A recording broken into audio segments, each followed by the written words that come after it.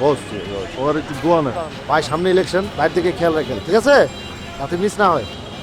এই দেখি সর সর সর, এই বাজে যেতে দেখ, খেয়াল রাখবেন ভাই। এই ফাইনাল ফাইনাল। মুতের মতো ঢালস কেন? মানে ঢালতে পারস না? এই ঠিক করে ঢালস না, ঢাল, আরে ঠিক করে ঢাল। ডাল দেখ। এই যাও, বাউল তো নাই। Thank you.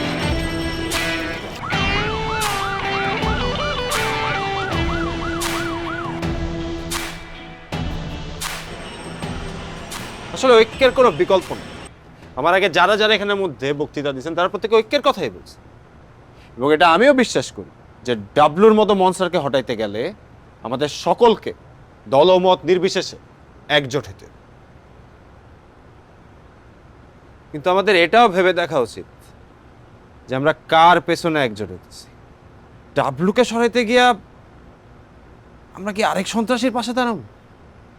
আমার কথায় কাজীরা রাগ করতেই পারে, কিন্তু ফুলমনির হাটের লোক এখনো পর্যন্ত ভুলে নাই যে উনি মেয়র থাকা অবস্থায় শহরে কি পরিমাণ সন্ত্রাসী কার্যক্রম হচ্ছে।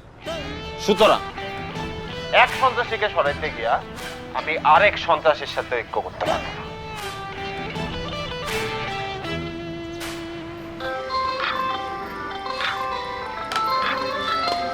হ্যালো সোহান। হ্যালো মাসুদ ভাই, কই আপনি? আমি তো অফিসে, তুমি কই? ভাই আমি তো আছি কোয়ার্টারে। শুনলাম আপনি নাকি ডাবলুর নির্বাচনী প্রচারণা কমিটির সদস্য হয়েছেন। হ্যাঁ, উপর দিয়ে ওর নির্বাচন করতেছি, কিন্তু তলে তলে চাইতেছি ওরে সহায়তা লেগেছেন, ও জামানত হারায়। তুমিও তোমার আশপাশে যারা আছে বলে দিও ওরে যেন ভোট না দে। ভাই আপনি এসব কথা যে ফোনে কইতেছেন, ডর লাগে না? আরে কিসের ডর? হাজার লোকের টেপ করবো, করক, এগুলো আমি কোনো ভয় করি না।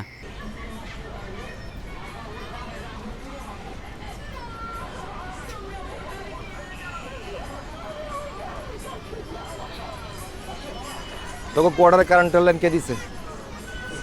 আপনি দিছেন। কে দিছে? আপনি দিছেন। কে? আপনি দিছেন। পানির লাইন? আপনি দিছেন। এই কে দিছে? আপনি দিছেন। কে দিছে? আপনি দিছেন। তোর মায়ের বিয়ের খরচ কে দিছে? আপনি দিছেন। তাহলে তুই শান্তি ছিল, আমাকে ভোট দিবি না কেন?